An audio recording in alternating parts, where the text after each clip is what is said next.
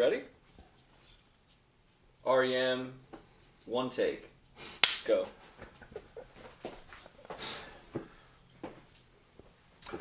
All right. Hello. We're here today to talk about the discography of American rock band R.E.M. R.E.M.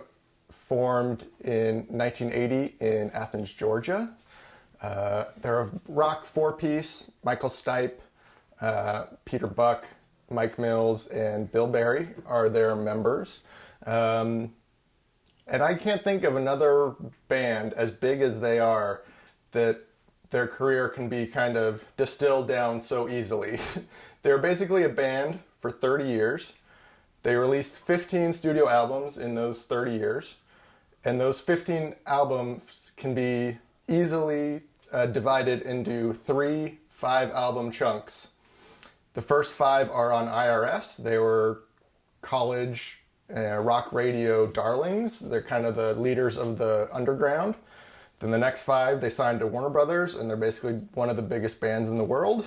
And then the last 5, a band member leaves. They kind of lose their footing, and they're trying to find their way as a 3-piece, and Slash are kind of the old guard of the rock scene. And then they disband. So it's like I said, it's very easy to break up their career into chunks. And we're going to go through it all. It's going to be so exciting. So yeah, they became a band in 1980. Their first single is this. This is a very recent repressing of their first single, Radio Free Europe. Originally, the original pressing, they pressed 1,000 copies, and I think they gave 600 of those as promos to try and get signed to bigger labels, and then they quickly sold out of the rest, and then they repressed another like 6,000, I believe. So original pressings, there's only like 7,000 of these, but they just repressed this year, and so that's what this is a copy of. This was released on Hib-Tone Records. It's a guy named Johnny Hibbard. It just was like heard a cassette of them, and it was just like, oh, put out a record of yours. Hib-Tone has only ever put out like 8 things, and one of them happens to be one of the most important like singles of like American rock in the last 50 years. Kind of completely random and crazy. As you can see from the artwork, it's really bad. This basically this is the beginning of R.E.M. having pretty much horrible artwork for the most part, because Michael Stipe thinks he's like, I don't know, but he's kind of like their art director. And so yeah, you'll see more bad artwork to come. But this is their first single. So they released that, and they're getting some traction, and they get interest from I.R.S.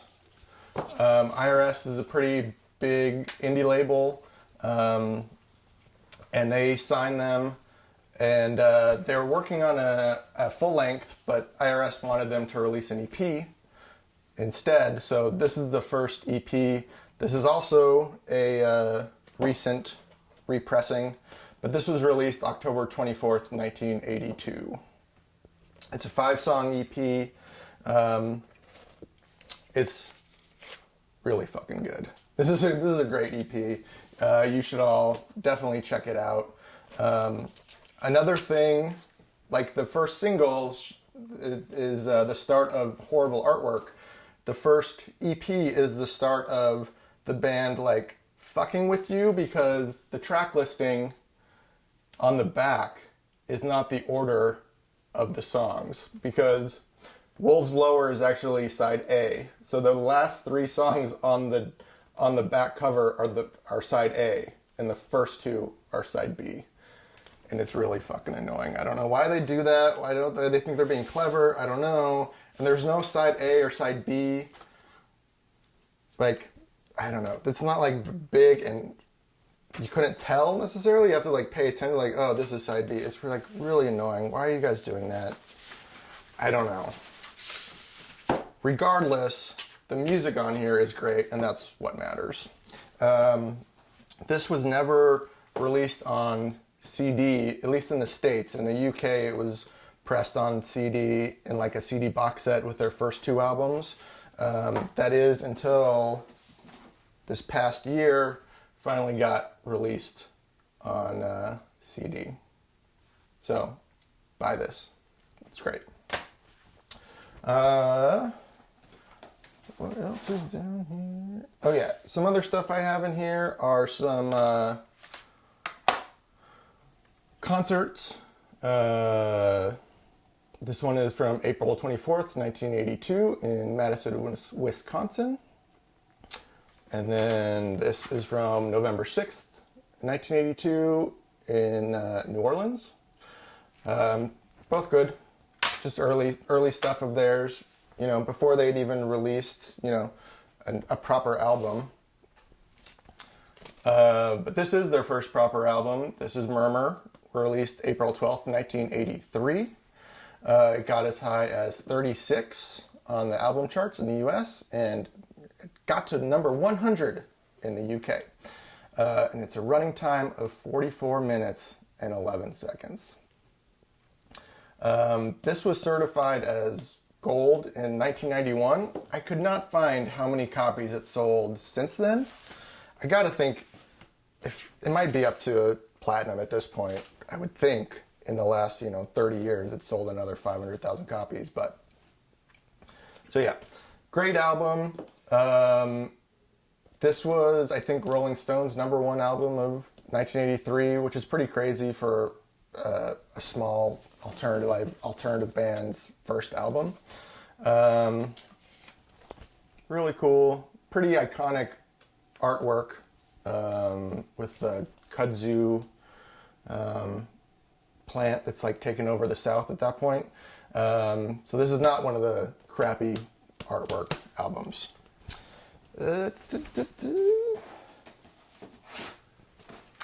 Here it is on CD. Great. Here is another live recording from July 9th, 1983. So this was just a couple months after the album came out. And this is actually on this, which is the 25th anniversary release that they released in 2008. So yeah, this I will probably be giving away. I don't need this anymore because it's on here now. Good stuff. So they released one single from that album, and it is, again, Radio Free Europe, the same single they had released on Hib-Tone. They did re-record it. It is a re-recorded version. There's a lot of discussion about which version people like better, the Hib-Tone version or the I.R.S. version. The Hib-Tone version is a lot more frantic and faster. I like them both. I don't know that I can decide. But this got to number 78 on the charts. So their second album, right here.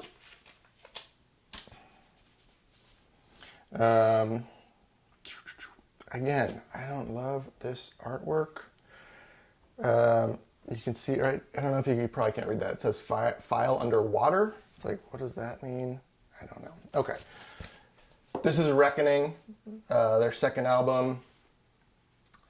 Great album. It might be my favorite of their first three. But yeah, bad artwork. So this was released April 9th, 1984. It has 30-minute, 55-second runtime. It got to number 27 on the US charts and number 91 in the UK. And again, just like Murmur, it got to gold status in 1991. I gotta imagine the past 30 years it sold another 500,000 copies, and maybe it's platinum at this point, but I could not find that info. Another great album. Definitely check it out. Here it is on CD. Great. And here is the 25th anniversary edition again. This time it includes another live recording. This is from Chicago, July 1st, 1984. So check that out. I mean, these ones are great. These are the ones to get if you can find them. Some of them I think are a little expensive at this point, the 25th anniversary ones, but anytime they have live versions on the second disc, you should definitely check them out because they're really good live, especially in the early years. 2 singles from this album. South Central Rain, I'm Sorry, got to number 85 on the US charts. And then also Don't Go Back to Rockville, which did not chart, but is also an amazing song. There's those. All right, moving right along. Album number 3, Fables of the Reconstruction, also known as Reconstruction of the Fables. Again, this is might be the apex of horrible art. I don't know why they did it this way. I've always hated this album art. Maybe some of you guys like it. I don't know. Fables of the Reconstruction, Reconstruction of the Fables. Released June 10th, 1985. It has a running time of 39 minutes, 44 seconds. Got up to number 28 on the US charts and number 35 in the UK charts. And again, 1991, got gold status. I'm guessing it's probably platinum at this point. My least favorite of their first 5 albums. It definitely does have some bangers on it. Excuse me. And of course, where is the track listing? Oh, here it is. Okay, so Feeling Gravity's Pull, good. Life and How to Live It, good. Can't Get There From Here, great. Driver 8, great. But then some of them, Wendell Gee, Old Man Kinsey, Green Grows the Rushes. I'm like, But this album is supposed to be it's all about the South. And that's where their Reconstruction comes into it. Maybe that's why I don't like it, because I don't care about the South. I don't know. But yeah, you should check it out. All their albums are good, so don't get me wrong. All their albums are good. You should definitely check them all out. Here it is on CD. And here's the 2010 25th anniversary. So this second disc is actually demos they recorded in Athens. They recorded the demos in Athens and then went to London to record the actual album. And they hated it in London. They said the weather was bad. They didn't like the food. They almost broke up, apparently, about it. So these demos, they're almost, calling them demos is almost a disservice. It's almost a full album. They're just remixed and re-recorded differently. So that's good. Check that out. The singles from that album, Can't Get There From Here, great. Driver 8, also great. And then Wendell Gee. I have no idea why they released this as a single.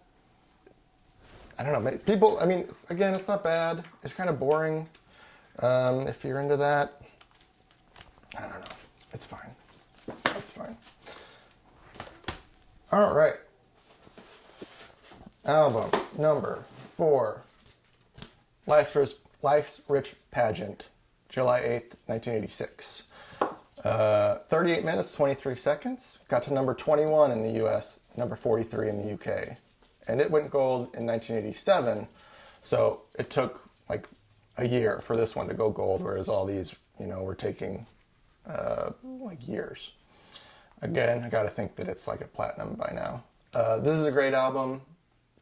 Begin to Begin, Hyena, These Days, Cuyahoga, Fall on Me, all great songs. Definitely check this out. This is one of the few times where a band member is actually on a cover. This is the Bill Berry's Upper Head. And that will actually come into play on their a little bit on their last album. But again, and what is that? Just really bad artwork all around, really bad.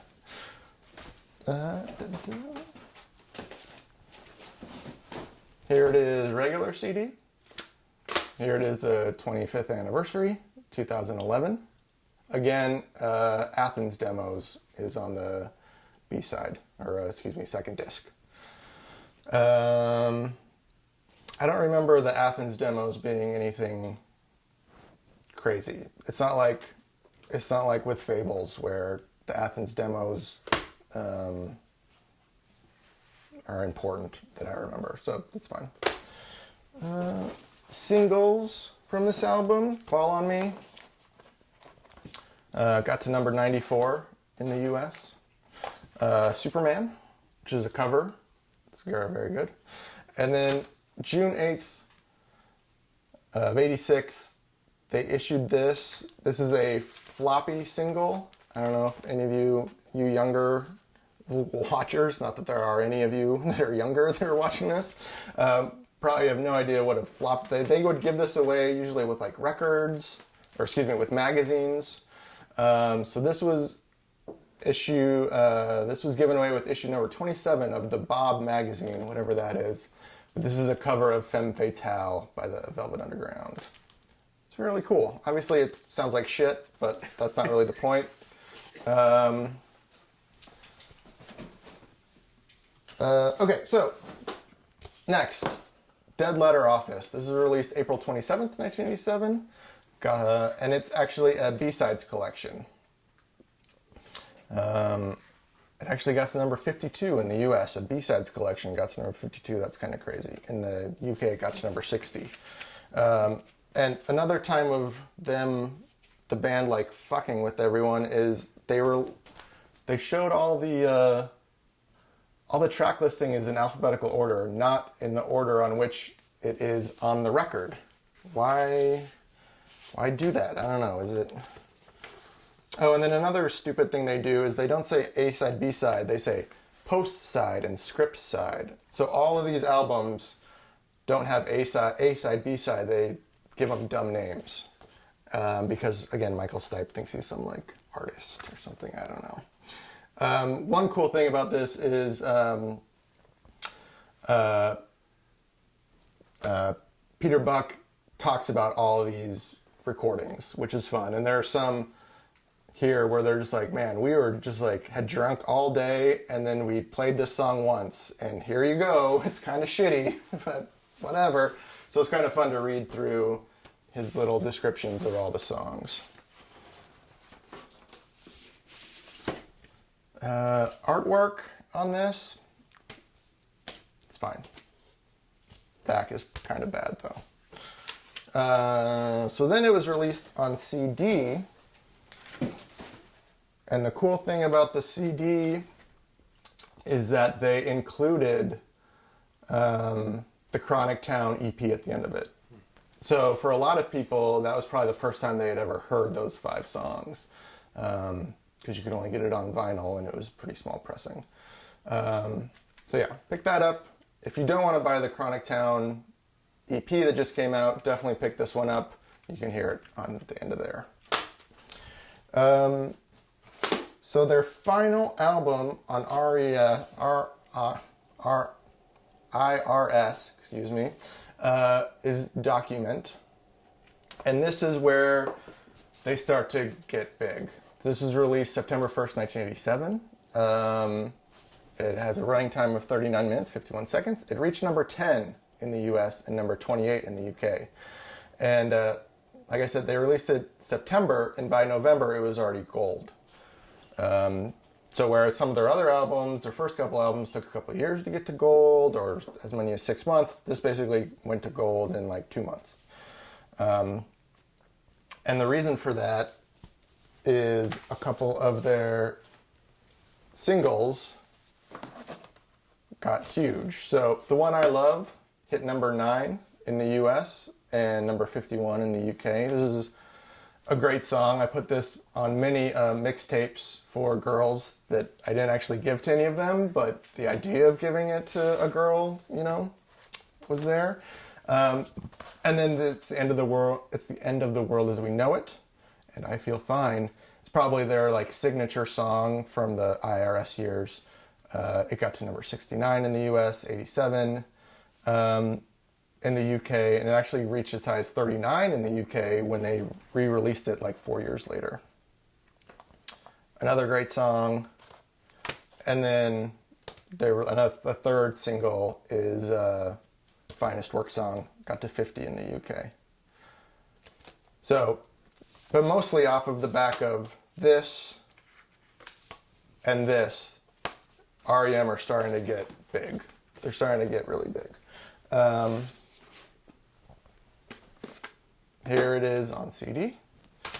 And here it is, 25th Anniversary Edition, released in 2012.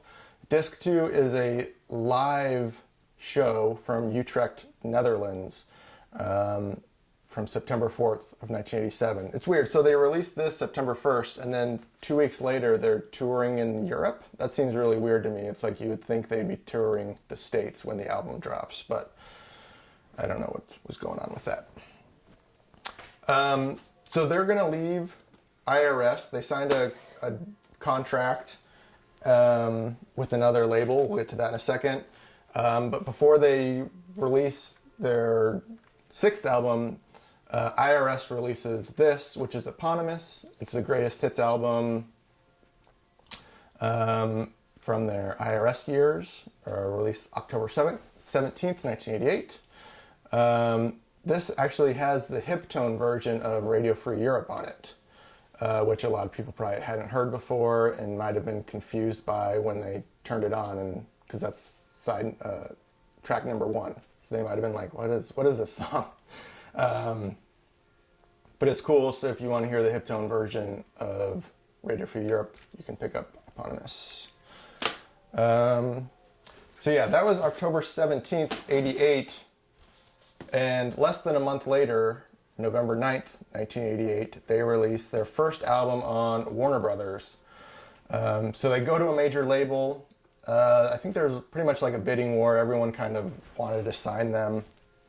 And they went with Warner Brothers, I believe, because Warner Brothers gave them like more rights to their music and their back catalog, which I think they also might have bought out. I'm not sure. But yeah, this was released November 7th of 88. It has a runtime of 41 minutes, 1 second. Got to number 12 in the US and number 27 in the UK. And it is 2 times platinum. Again, no track listing at all. Originally, it came with like a sticker or like a hype sticker, I think, with the track listing on it. But my version, this was purchased many years later. And I don't know if you can see this, but for some reason the R's on the cover, they can also kind of be 4s. I don't know if the camera can pick it up. I don't know what that's about, but people thought it was cool, so that's good. Let's see, what songs are on here? Again, even on the inner sleeve, no track listing. They have the lyrics to World Leader Pretend, but not the actual track listing. Why do they do that? Why? I don't know. But we'll go to the CD. So this is the CD version. So singles or songs on here, Pop Song 89 is good.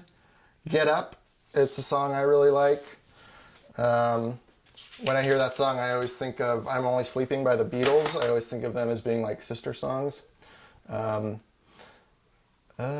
Stand, it's kind of a little, people either like it or they don't. World Leader Pretend, Orange Crush. And then I Remember California is also kind of divisive. But for the most part, a very good album. Probably my least favorite of their first 5 albums at Warner Brothers, but really good. This is the 25th Anniversary Edition. Disc 2 is Live in Greensboro. So that Live in Greensboro album also tour film. For one of their first DVDs was recorded there. So basically they just took this and put it on disc 2. And then also in 2013 they released this. This is 5 additional songs that didn't fit on disc 2 of this. And they released it as a Record Store Day release. I don't know why they didn't include some of these. South Central Rain. I mean, I guess some of them are kind of smaller songs. Feeling Gravity's Pull, that's a great song, but a little slower. King of Birds, I Remember California. So I guess they just decided, you know, I don't know, I guess this maybe is 80 minutes and they just didn't have the room. I'm not really sure. Didn't do the research, guys. I'm sorry. But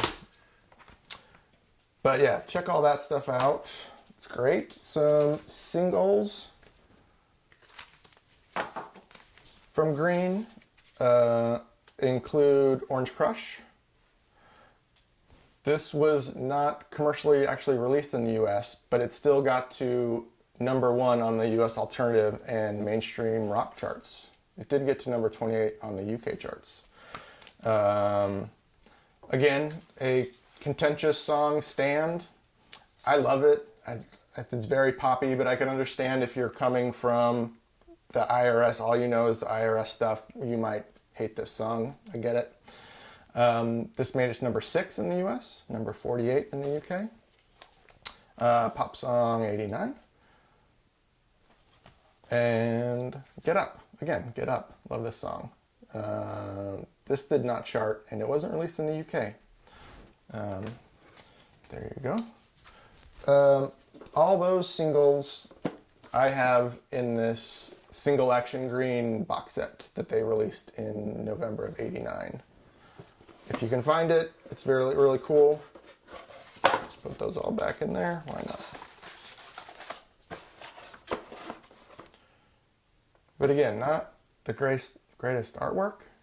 It's a cool box, but it's like, I don't know, people coming in from like fishing or something? Or maybe it's, I don't know what that is. It's not great. Not great, Bob.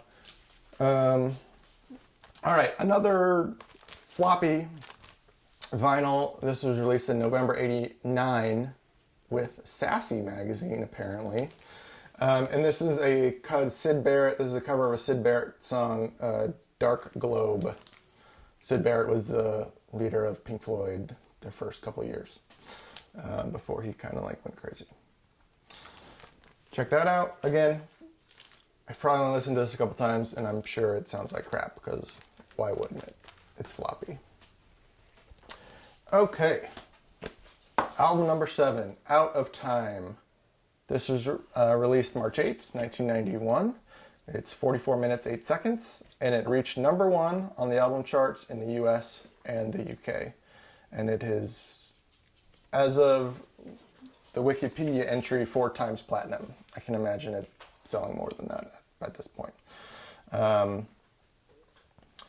Great album. Love it. I personally like Radio Song. It's another kind of contentious song. Losing My Religion obviously has been played to death, but if you can divorce yourself from hearing it a million times, it is a really great song. Near Wild Heaven is great.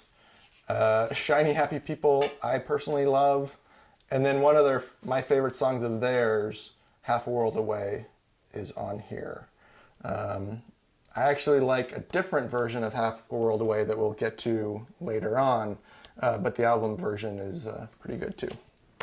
So everyone should check out Out of Time. Here it is, the regular CD release.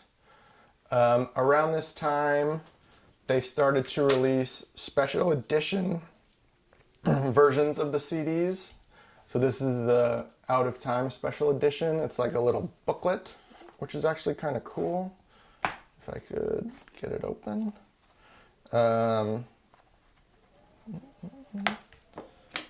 It has all this crap in here.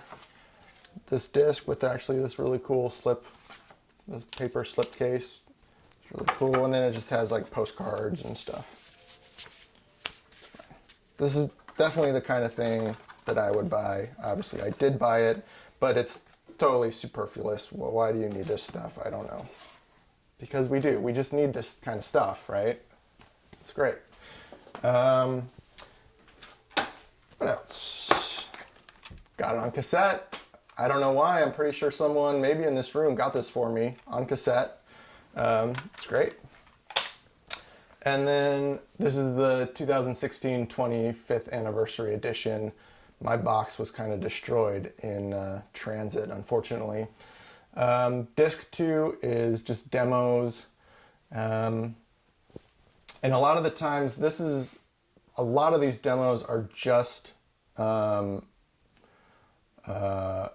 instrumental tracks. So basically, a lot of the times what the band would do is they would create an instrumental track and then they would give a tape to Michael Stipe, who would like drive around in his car listening to this tape, and he would put words to the songs that he liked. So a lot of these are just, instrumental tracks of the songs that would appear on the album. So this disc 2 demo, for me personally, is kind of a waste. I probably will never listen to it again. All right.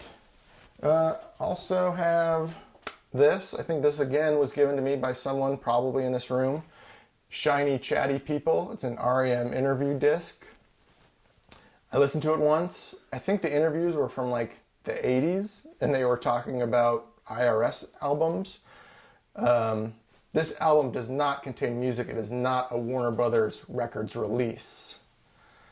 You would have fooled me, man, by this cool looking cover, though. Don't waste your time or your money on this. All right, some singles from Out of Time includes Losing My Religion.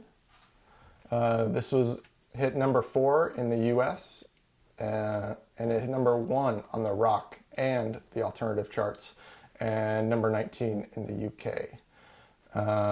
Again, it's a great song. It's hard to listen to it now, 30 years later, without like thinking of the great video that it accompanies with, or the fact that you've heard it a million times. But if you can divorce yourself from that, I think it's an amazing song. Shiny Happy People got to number 10 in the US, number 6 in the UK. Again, I really find this song fun. People hate this song. The tenor of the song has kind of changed over the years. For instance, the Canadian Broadcasting System named it the Song of the Summer in 1991. But by 2006, an AOL poll ranked it the number 1 wussiest song in history. And Blender had a list of the 50 worst songs of all time, and it was number 35. I think that's fucking bullshit. This song, it might not be your cup of tea. It's very poppy.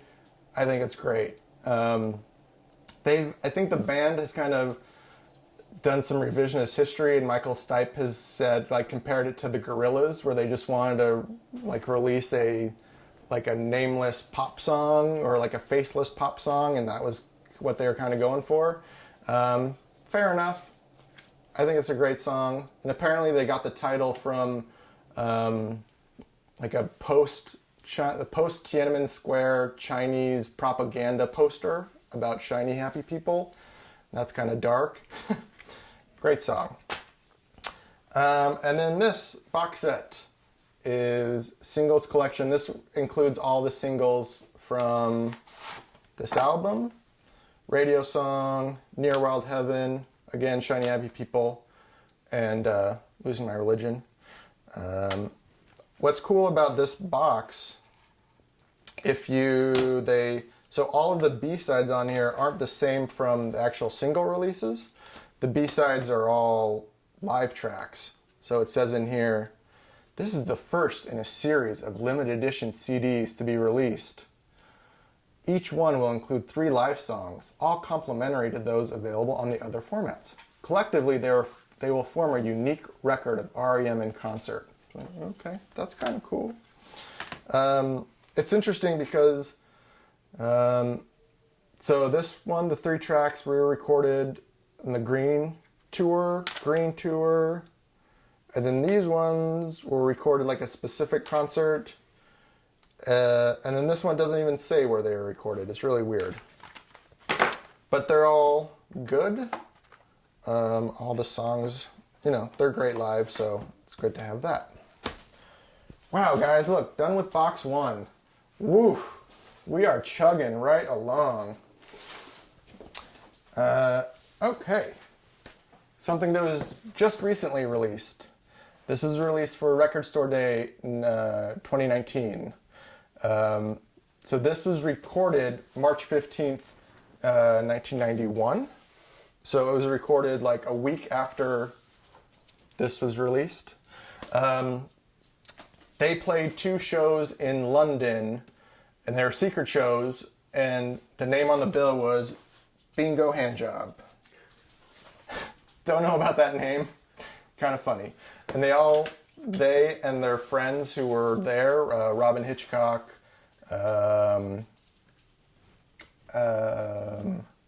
Billy Bragg, I think. They all kind of gave themselves nicknames. The Doc, Ophelia, Raoul, Stinky, Spanish Charlie, Conrad, and Violet. So that's the band and then some of their guests.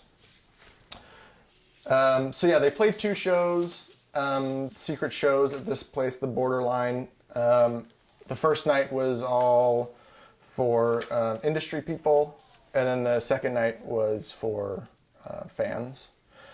And yeah, this was just released a couple years ago, finally. It's a great album. You should definitely check it out if you can find it.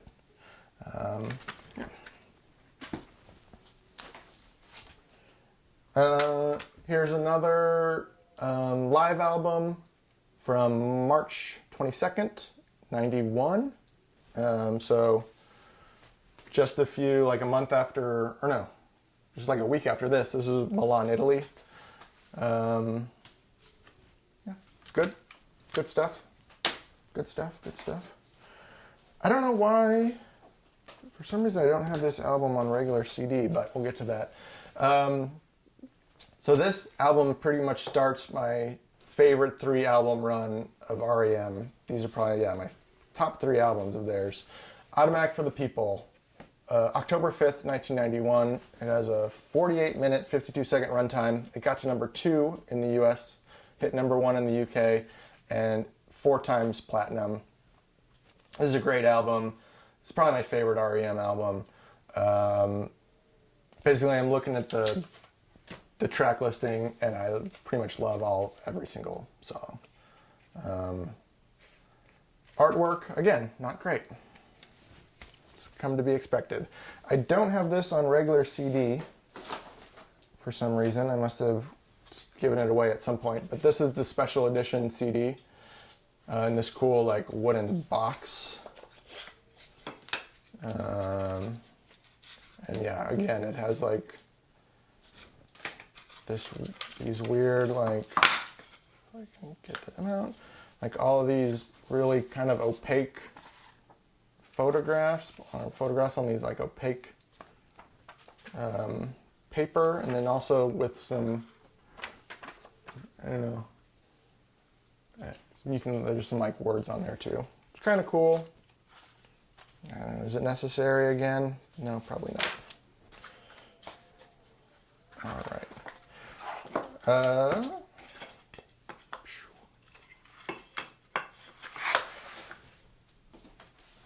25th anniversary edition from 2017.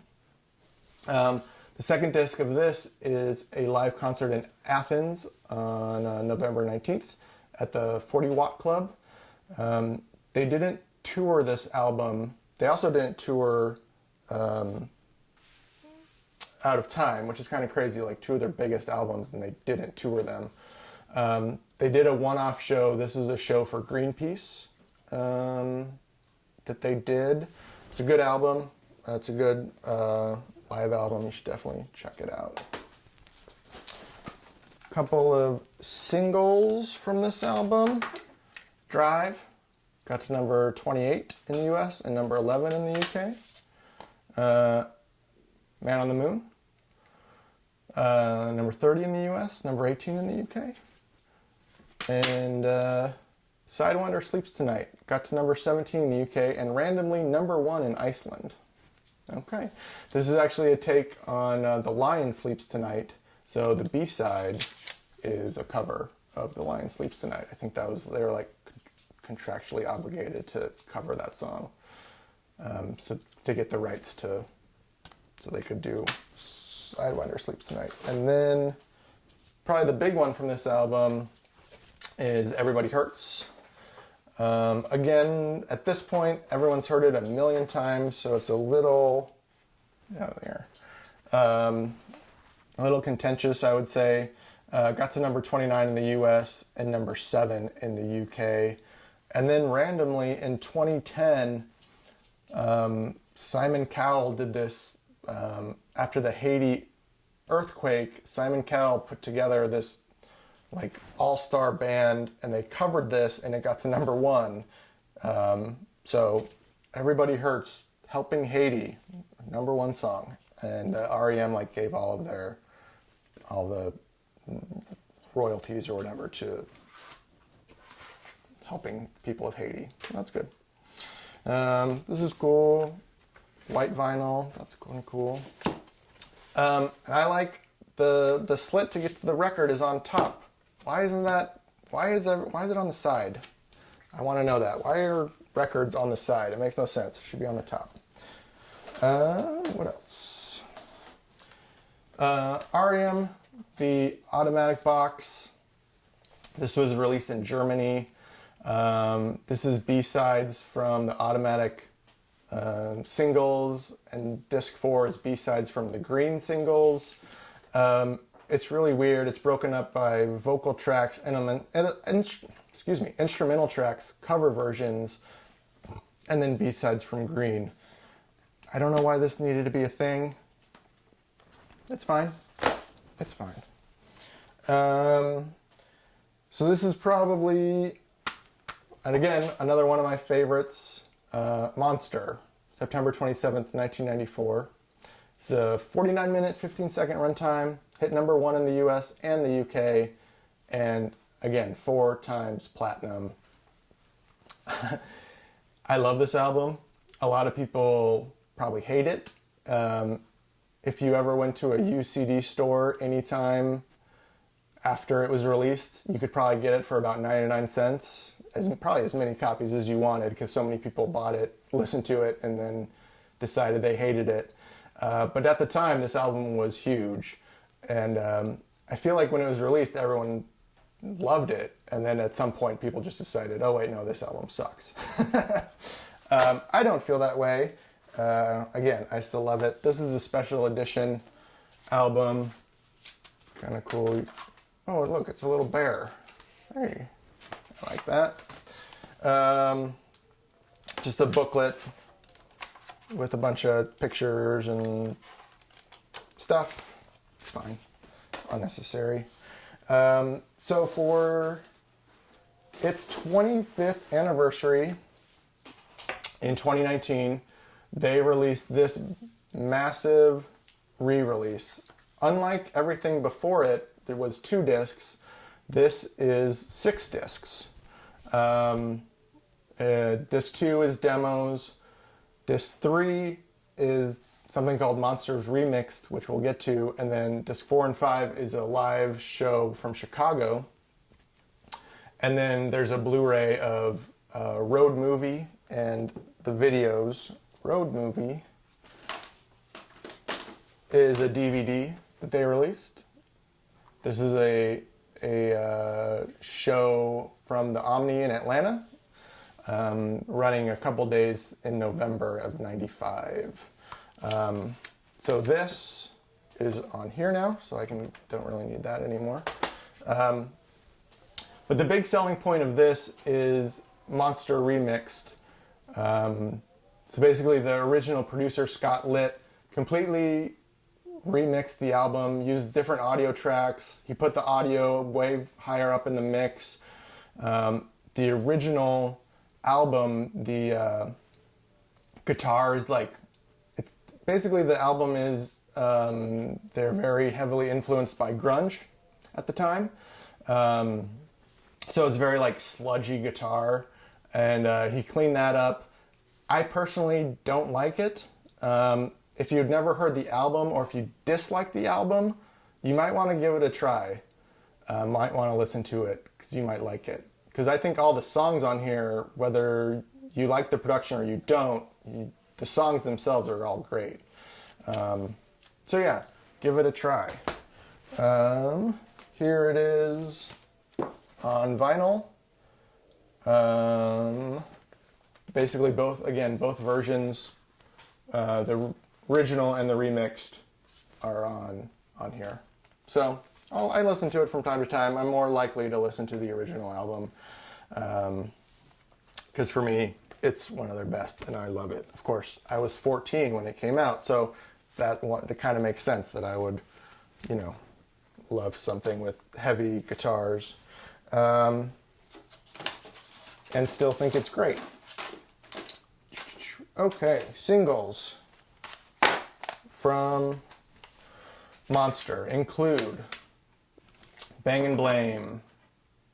This got to number 19 in the US, 15 in the UK. It got to number 1 on the alternative charts in the US and got to number 1 in Canada. Okay. What's the Frequency, Kenneth? Number 21 in the US. Surprisingly, you would think, I feel like the song was huge. The fact that it only got to 21 is kind of crazy. Number 9 in the UK. Got to number 1 on the alternative charts. And again, in Iceland, it got to number 1. Iceland, man, loves R.E.M. Crush with Eyeliner got to number 23 in the UK. Strange Currencies got to number 47 in the US. Number 9 in the UK. And all the B-sides from this are from the Greenpeace show. That's true of all of these singles. So basically you kind of have if you bought all these singles, you have most of the Greenpeace show on here. And then Tongue, it was released in the UK, got to number 13. And these B-sides are they did SNL, and they're the live recordings from SNL.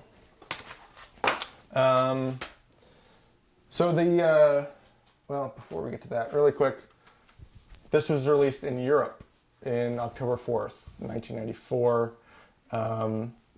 This is their I.R.S. Singles. And it's cool because it's the A-side and the B-side are both on here. But this is the last I.R.S. release before it was folded a couple years later. Trying to cash in on their huge popularity with one last release. So their next album, New Adventures in Hi-Fi, this was released September 9th, 1996. It has a running time of 65 minutes, 33 seconds. That's their longest album.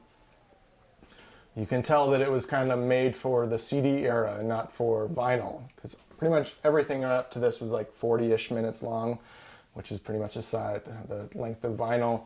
This is 65 minutes long. Probably too long, although I don't know what I would take out, because like I said, this is one of my favorite R.E.M. albums. It got to number 2 in the US and number 1 in the UK. And this is a platinum album. So this album was mostly made on the road during the Monster Tour. The Monster Tour was pretty crazy. So they hadn't toured since Green 6 years earlier, and a bunch of stuff happened on this tour. In March, Bill Berry had an aneurysm on stage during one of his concerts in Switzerland. Luckily, Switzerland has really good brain doctors. I don't know what else to call them. So he was fine, and he was actually back playing with the band about a month later. In July, Mike Mills had to have surgery for an intestinal adhesion. And then in August, Michael Stipe had to have surgery on a hernia. So they're one of the biggest bands in the world doing their biggest tour ever, and all of these medical things keep happening to them, forcing them to cancel dates, and they had to go back. But while they were touring, they made this album. There are, in the liner notes, I'll show you on the vinyl because it'll be bigger. But yeah, a lot of this was recorded during sound check. Some of it was recorded in their like green rooms before the show. And then some of them are studio tracks, and they also did like sweetening in the studio afterwards. This is a great album. Here is the special edition, little book. Pretty cool. And then this, just picked this up. This is the 25th anniversary edition. I haven't picked up the CD version yet because it's mostly demos, but this was released in 2021. Yeah, let me see if I can find, oh, I think it's all in here. So yeah, each of the songs on here, it says where it was recorded. So Seattle studio, and then it says like Charleston, so that was probably a live track. Boston, Atlanta sound check. And this is kind of a album about being on the road. It's a great album. You should definitely check this out.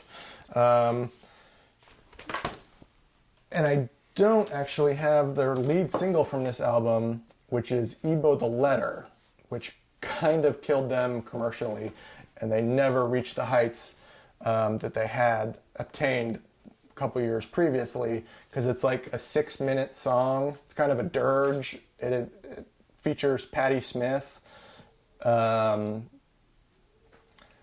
It's a great album track. It's a horrible lead single. I don't know why. I think that's just the hubris you have when you're one of the biggest bands in the world, is you decide you're going to release a 6-minute single. So yeah, they were kind of never as relevant again. But some of the, I do have Ebo the Letter. Sorry, thought I didn't. So it got to number 49 in the US. UK still love them though, because it's got to number 4 in the UK. Another one, Bittersweet Me, is a great song. This could have been the first single, but it only got to number 46 in the US, number 19 in the UK. Adult Alternative got to number 1. And another great single, Electrolyte, only got to number 96 in the US. People had just kind of given up on this album completely by this point, it seems like. Got to number 29 in the UK. It's a shame, because these two specifically are amazing songs. And yeah, the fact that they led with Ebo the Letter is kind of crazy. What else we got down here? This was released in 97, was released by EMI Capital after they acquired I.R.S. R.E.M didn't have anything to do with this release. I don't think they wanted it to be released, but it's just more like demos and B-sides and live tracks. It's totally good. It's fine. All right, so that ends the second 5-album chunk of R.E.M, where they're one of the biggest bands in the world. It's probably them and U2 are like the biggest bands in the world. But after the Monster Tour, Bill Berry decides he wants to leave the band. He tells the other band members that, he says, I'm not going to leave the band if you guys are going to quit being R.E.M, though. Like, I'll keep doing it if it means that me leaving would end the band. But they decided they're going to keep going as a threesome. And Michael Stipe has an interesting quote, something like, you know, a 3-legged dog is still a dog. It just needs to learn how to walk again. And that's kind of what these next few R.E.M albums are, is them trying to figure out what they are as a 3-piece.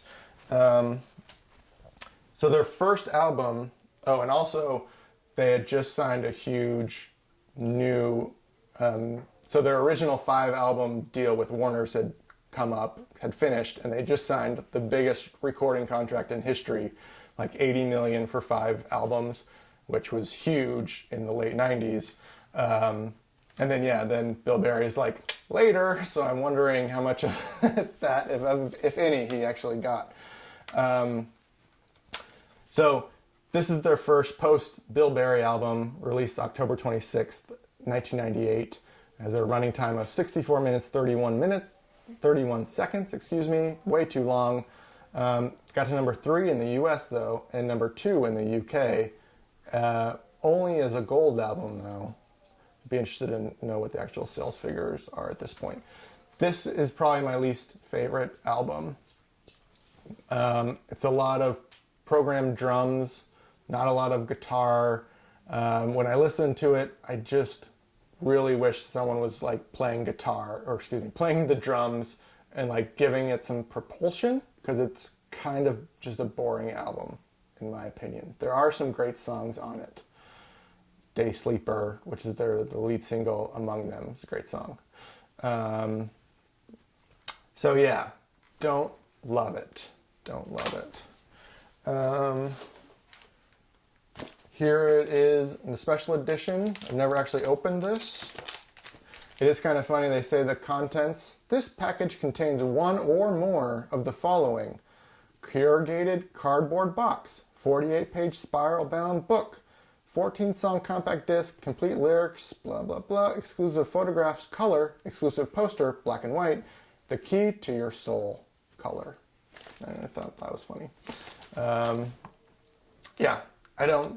I bought this basically for you guys, so I could show you. I don't need this, but I did it for you.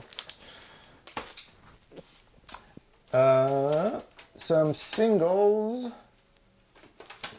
off of this album include Lotus. This is a weird 3-inch like Japanese CD. Why is this a thing? I don't know. Most CD players can't even play it. Luckily, the CD player I have that like puts songs into my iTunes is one where you like push it down onto the little thing. It's a pretty good song though. It got to number 26 in the UK. At My Most Beautiful, another good song. Got to number 10 in the UK. Another dumb 3-inch CD. Why? I don't know. Suspicion? Didn't chart. It's a pretty good song though. And then At My Most Beautiful, November 8th. Is this on? I can't remember. This is from, this is not on Up.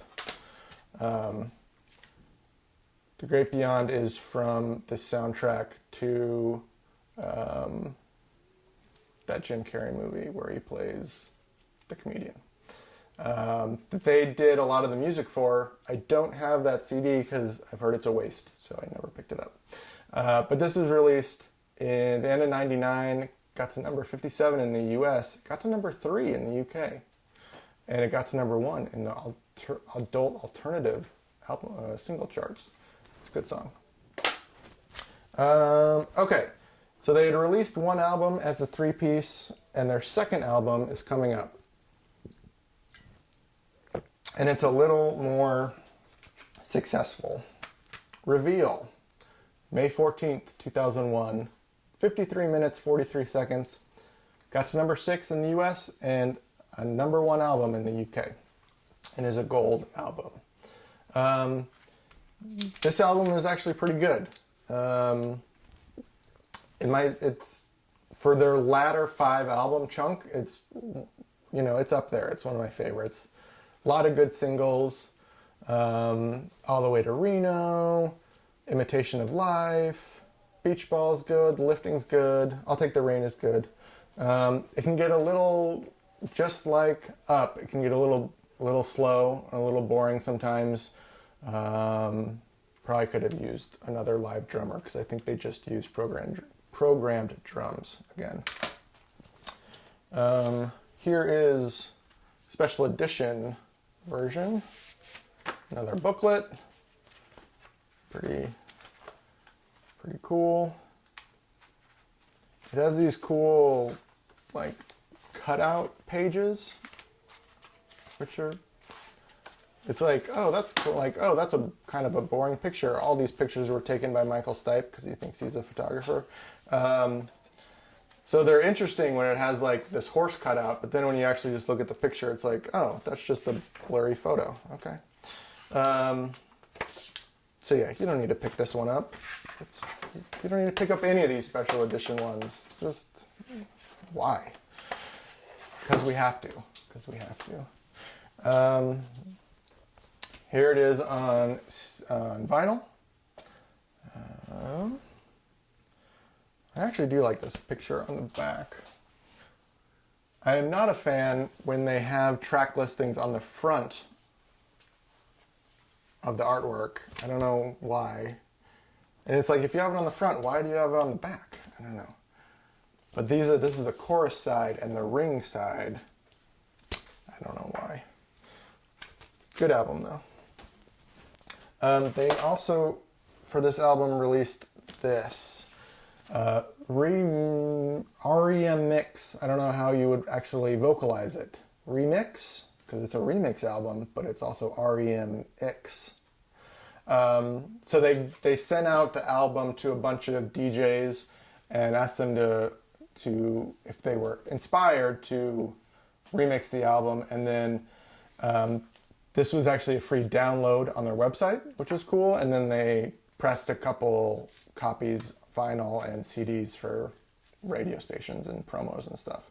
But yeah, it's like none of the songs they really chose, like none of them were singles, and they chose I've Been High like 4 times. So yeah, I don't know, it's interesting to listen to, but you don't really get anything out of it. It's kind of cool to have, but unnecessary for sure. Okay, in 2001, Warner Brothers released this. This is a promo only. This is the first time that the I.R.S. material and the Warner Brothers material was released together. But again, it's a promo only. I'm guessing Warner Brothers did not have the rights to those I.R.S. songs, so I don't know why they did this. What it's promoting, I don't even know. I guess just 20 years of R.E.M. in general. It's kind of a random release, but it's a pretty good track list of I.R.S. and Warner Brothers stuff. And this is kind of all you had until a couple years later if you wanted to get everything. So in 2003, they released a Warner Brothers best of, In Time, 1988 to 2003. This got to number 8 in the US and number 1 in the UK. And this best of was the 10th best-selling album of the 2000s in the UK. How random is that? And this album went platinum. This is the 2-disc deluxe edition with some B-sides and some live tracks, demos, and some other stuff. Should definitely check this out. It doesn't have Shiny Happy People on it because at this point they had kind of disowned the song. But how can you have a best of without Shiny Happy People? I don't know. They also released this, which is a DVD of a lot of the videos from the album. So if you want to see videos, check that out. It's great. They also released this box set. You would think, so it's all of the songs in cardboard sleeves with their single artwork. And you're like, oh, all the singles, that's great. But it's not all the singles, it's just the one song. So it's frickin' 20 different one-song CDs. Why? I don't know. And even more importantly, why would I buy this?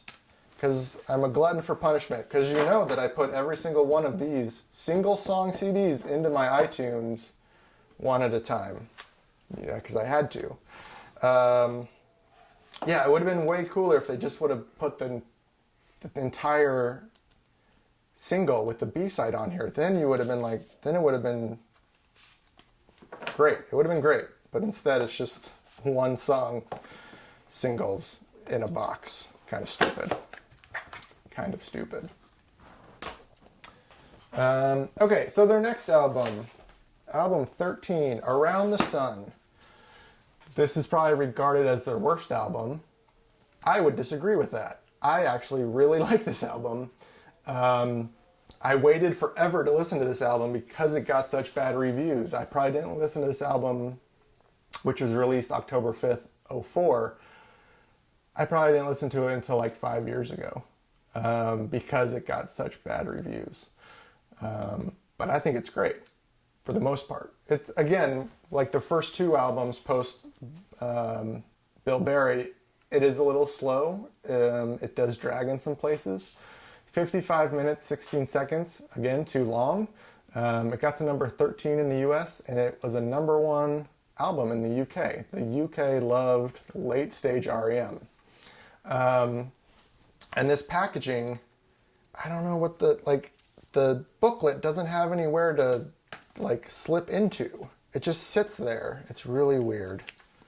It's really weird. But it's a really good album, actually. I find listening to it that I know all the songs. Like, they can get stuck in your head. So you should definitely give it a shot if you were on the fence about it. I think it's a good album. Here's the deluxe edition. With this time, they every song is represented, like Leaving New York, track 1, is represented by a piece of artwork. This one, Bible Leaves Detail by Sam Seaworth. I don't know if you can see that. And then here's a little poster, and with the lyrics on the backside. So if you want 13 reprints of artwork that represent each song, this is the box for you. If you're a normal human being, you don't need this. But I don't know. What does that say about me? I don't know. All right, guys. Box 2 down. Only one more to go. Wow, we're getting there, guys. We're getting there. All right, September 06. I.R.S. releases the best of the I.R.S. years, 82 to 87. And I Feel Fine is the name of the album. This is the 2-disc version. Disc 2 is, again, outtakes, demos, live versions, stuff like that. Does this have... This has both versions of... So, Radio Free Europe, the I.R.S. version is on disc 1, and the Hib-Tone version is on disc 2. Great album. They were great when they were on I.R.S. They were great all the time, but especially on I.R.S. So here is the video collection.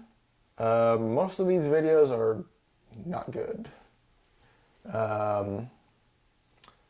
but it's a fun document of what an alternative band in the early '80s would do for videos. Just like some guy with a camcorder, All right. R.E.M. Live. This was released October of 07. This is recorded at the Point Theatre in Dublin in 05. And this is the last night of the Around the Sun tour, or the last nights of the Euro leg of the Around the Sun tour. Probably too much Around the Sun for a lot of people. I actually haven't listened to it recently since I became a fan of Around the Sun, so this is definitely on my to listen to list to see if, because I remember originally I was like, why are there so many songs that I don't like? But now I probably like those songs, so I'd be interested to listen to this again. Also, the vinyl of it. Great stuff. Same stuff. All right. So after Around the Sun kind of bricked and everyone disliked it, R.E.M. decided to go back to their roots, and they released Accelerate, which is more rock oriented. This was March 31st of '08. This is a scant 34 minutes, 39 seconds for 11 songs. It's like, yes, 3-minute songs. Great. It got to number 2 in the US, actually, and number 1 in the UK. And it was, 4 years. I think their longest break between albums, 4 years between the two. This is a fun album. This is really good. It doesn't exactly capture the I.R.S. years, but how often is a 40-year-old man gonna recapture what it was like to be 20 again? So, but a good approximation of how well they rocked when they're on I.R.S. This is a special edition. It is a DVD with videos of each of the songs, as well as a documentary or something like that. Haven't actually watched it, but there you go. Here it is on vinyl. I just told you it was 36 minutes, less than 35 minutes long. So why is it 4 sides, R.E.M? They put it, it's a 45 RPM, they're 45 RPM vinyls. Why? Why did you do that? It's so unnecessary. Whatever. It's cool. A lot of these later staged albums are actually very hard to find on vinyl. They haven't re-released them yet. So it'll be interesting. The 25th anniversary editions are only up to New Adventures in Hi-Fi. So it'll be interesting if they go into the latter stage, the albums that aren't as popular, if they'll continue with the 25th anniversary re-releases, and if those re-releases will include vinyl. Because a lot of these vinyls are hard to find and expensive, like over $100. Just like, you really want to pay $100 for this? Luckily, I found a deal, so I didn't have to pay that. But all right, next, October 22nd of '09, R.E.M. live at the Olympia.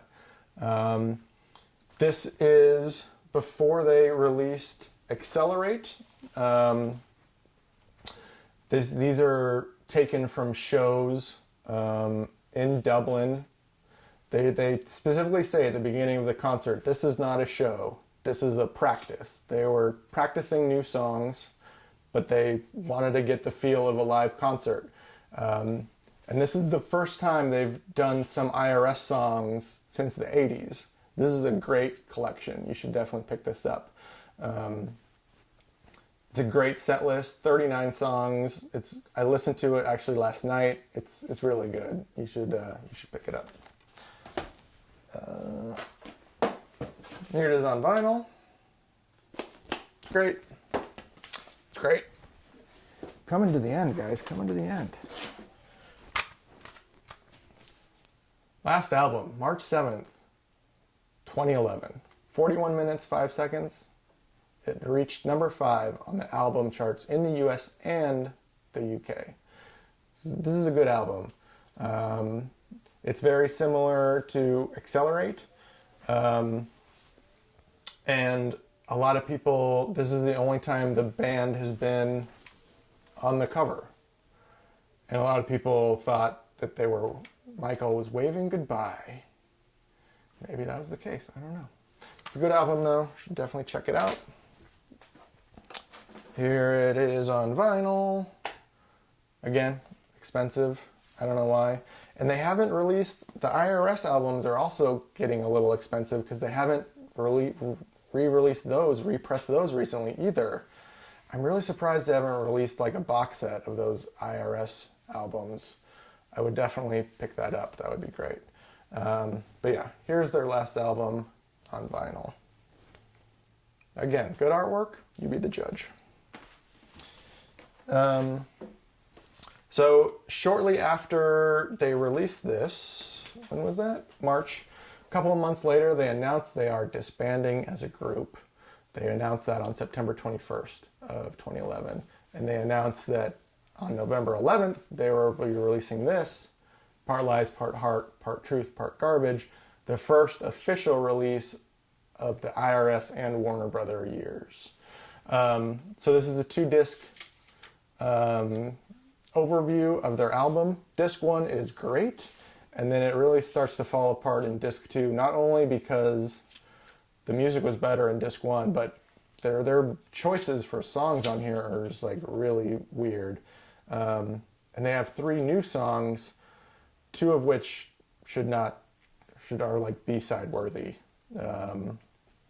But yeah, why they chose some songs and not some others, I don't know.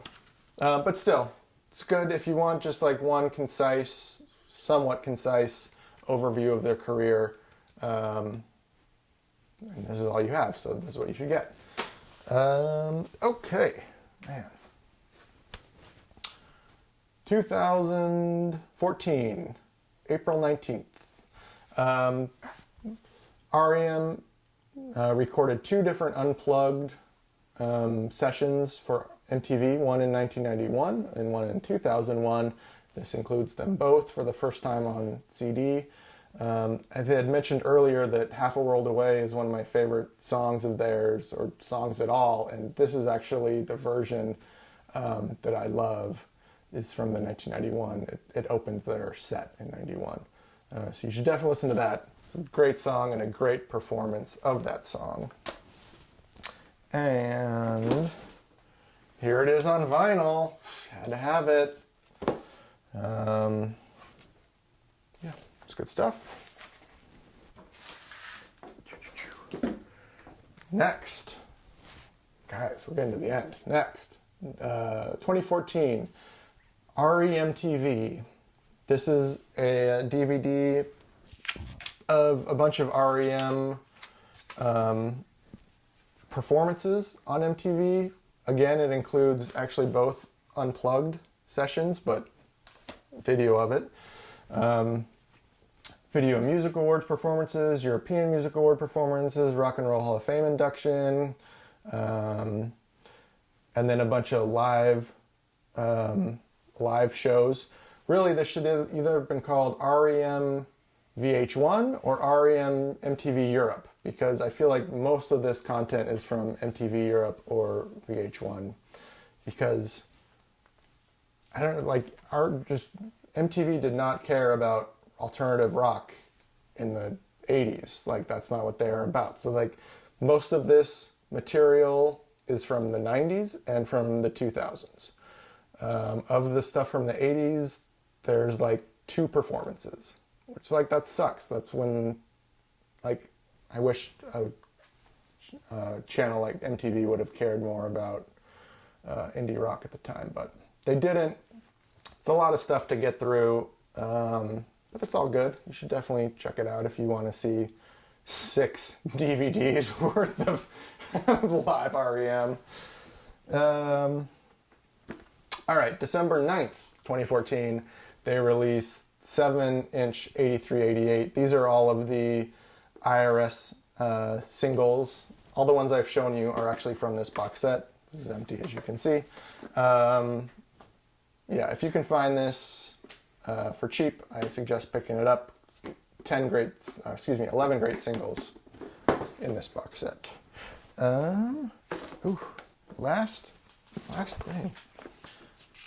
2018, R.E.M. BBC.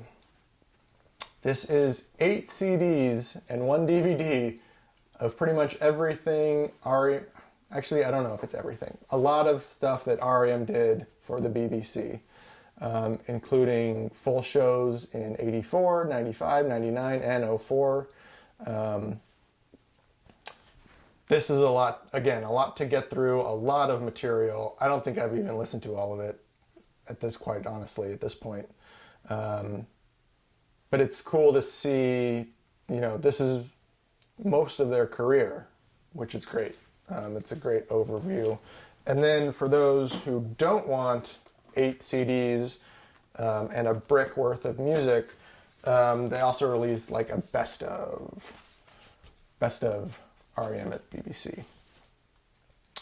And this is the vinyl edition, but it's a great track listing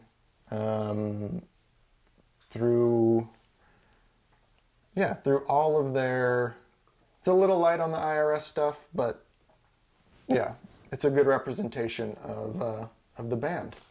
And guess what, guys? That was the last major release from R.E.M. That I know of. Please tell me if I'm missing something. I mean, I know I'm missing a lot of stuff, but yeah, I think R.E.M. is a great band. Everyone should check out their discography. And thank you so much for watching me ramble for however long I rambled for. I don't even know. It could have been 5 minutes. It could have been an hour and 5 minutes. It could have been 2 hours and 5 minutes. I don't know. Where does the time go? But thank you for watching. I really appreciate it, and I hope you all have a wonderful day.